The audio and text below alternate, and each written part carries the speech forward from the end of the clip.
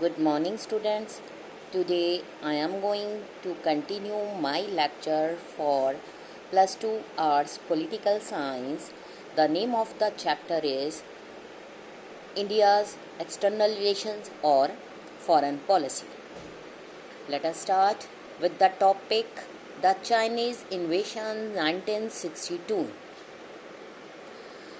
Two developments changed this relationship. China annexed Tibet for 1950,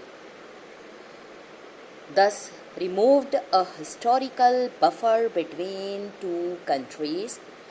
Initially, the government of India did not oppose this openly, but more information came in about the suppression of Tibetan culture. The Indian government grew uneasy. Tibetan spiritual leader Dalai Lama sought and obtained political asylum in India in 1959. China alleged that the government of India was allowing anti-Chinese activities to take place from within India. जो relationship between China and Tibet वो बहुत ज़्यादा dispute वाले हो गए. तिब्बत के country जो है वो चाहती थी कि इंडिपेंडेंट होना चाहती थी, लेकिन चाइना ने उस पर अटैक करके उसको अपने कब्ज़े में लेना शुरू कर दिया. इंडिया ने सोचा कि तिब्बत का कल्चर फिनिश हो जाएगा, because in Tibet mostly people जो हैं वो बिलीव इन बौद्ध रिलीजन, बुद्धिस्ट थे. तिब्बत में जो बुद्धिस्ट रिलीजन का मेन पावरफुल लीडर था वो था दलाई लामा. चाइना ने तिब्बत पर अटैक कर दिया, जिसके कारण वहाँ के लीडर को, दलाई लामा को, अपनी कंट्री तिब्बत को छोड़ना पड़ा एंड बॉर्डर के थ्रू उसको इंडिया में अजाइलम लेना पड़ा, शरण लेनी पड़ी. स्पिरिचुअल लीडर था. आज भी अगर हम बात करें, दलाई लामा जो है, दलाई लामा को धर्मशाला हिली एरिया में प्रॉपर प्रोटेक्शन प्रोवाइड की गई है इंडियन गवर्नमेंट की तरफ से.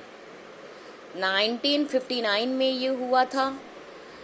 अब चाइनीज़ गवर्नमेंट ने इंडिया की गवर्नमेंट के ऊपर ब्लेम लगा दिया कि उसकी जितनी भी पॉलिटिकल एक्टिविटीज़ हैं उन सब में जो इंडिया है इंटरफेरेंस कर रहा है. इसके बाद लिटर अर्लियर, थोड़ी देर पहले, बाउंड्री डिस्प्यूट जो है had surfaced between India and China. India ने क्लेम किया कि boundary was a matter settled colonial time. जो ये मैटर था कॉलोनियल टाइम में सेटल हो चुका था. बट चाइना ने कहा कि any colonial decision did not apply. अब तो इंडिया इंडिपेंडेंट हो चुका है और ब्रिटिशर्स अपनी कंट्री में वापस जा चुके हैं. कॉलोनियल टाइम में जो डिसीजन लिए गए हैं वो इस टाइम में लागू नहीं होंगे. मेन डिस्प्यूट जो था western end eastern end of the long border. China ने ये भी क्लेम किया कि two areas within Indian territories, Aksai Chin area in the Ladakh region of Jammu Kashmir and much of the state of Arunachal Pradesh in what was then called NEFA, north eastern frontier agency, ये China में आते हैं. इस पर इंडिया ने अपना कब्जा किया हुआ है. 1957 एंड 59 में चाइनीज़ ने एक्साई चीन एरिया पर कब्जा कर लिया और उसने एक स्ट्रेटजिक रोड बनानी शुरू कर दी.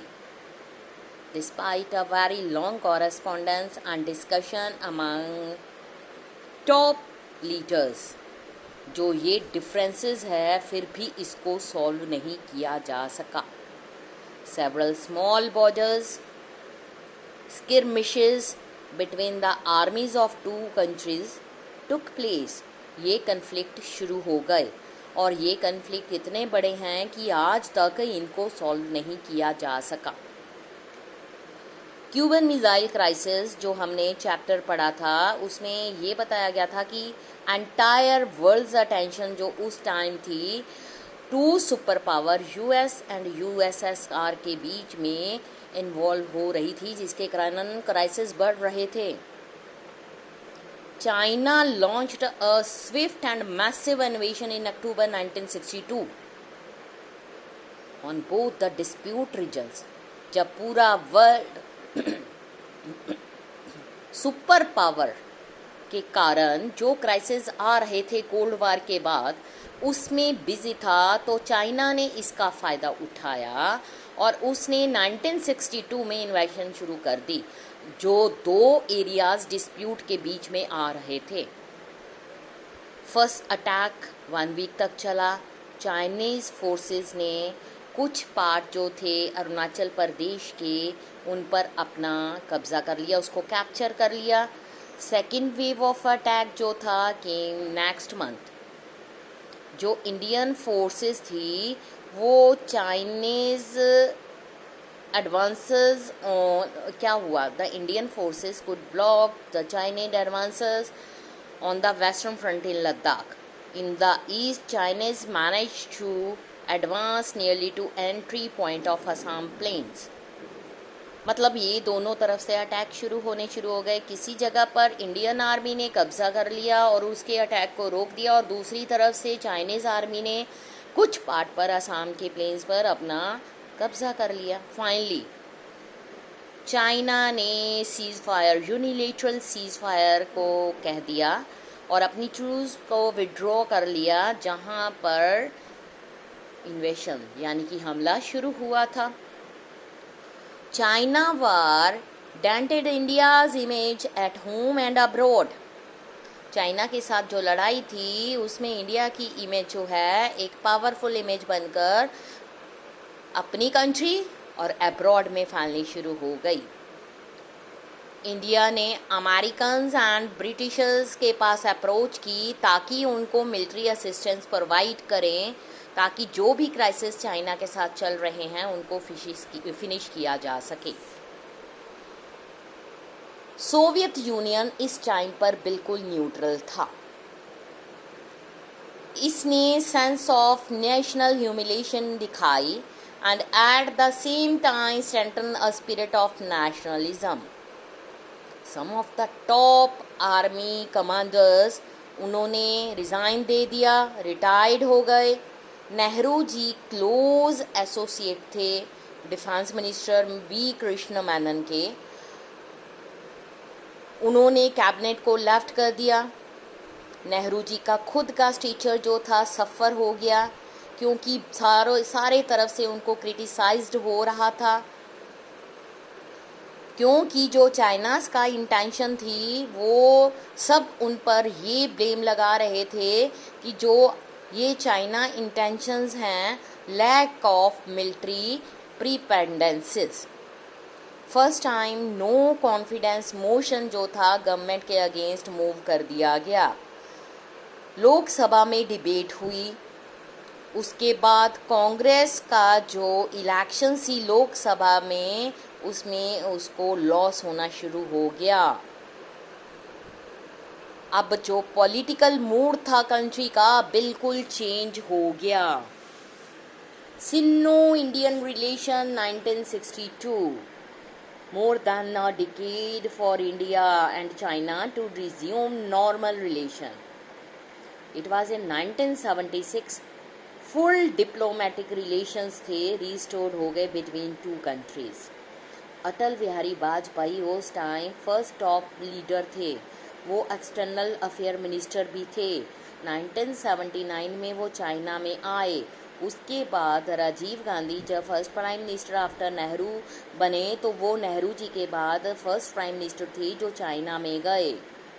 इसलिए दोनों कंट्रीज़ के बीच में ट्रेड को लेकर एम्फसाइज्ड किया गया।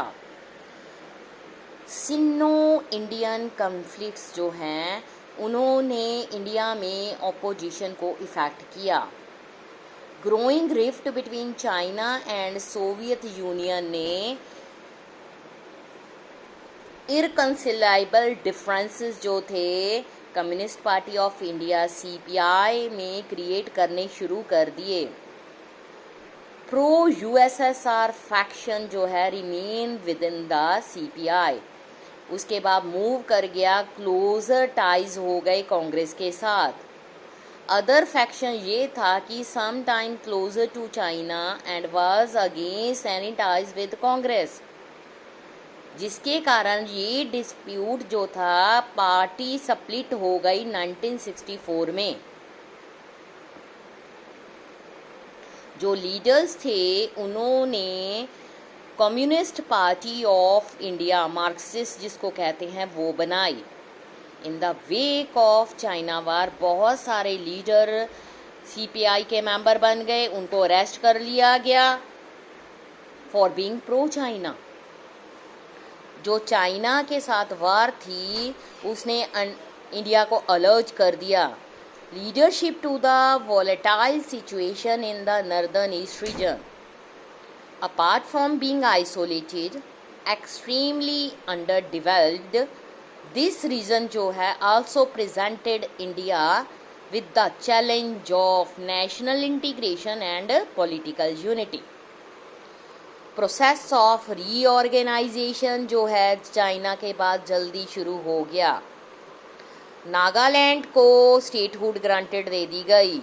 मणिपुर, त्रिपुरा यूनियन टेरिटरीज बना दी गई और ये कहा गया कि वो अपनी लेजिस्लेटिव असेंबलीज को खुद बनाएंगे। ये था हमारा चैप्टर। उसके बाद हमारा नेक्स्ट टॉपिक होगा wars and peace with Pakistan. अभी तक हमने नेशनल पॉलिसी रिगार्डिंग चाइना के साथ देखा है, अब नेक्स्ट हमारा होगा wars and peace with Pakistan. Thank you students.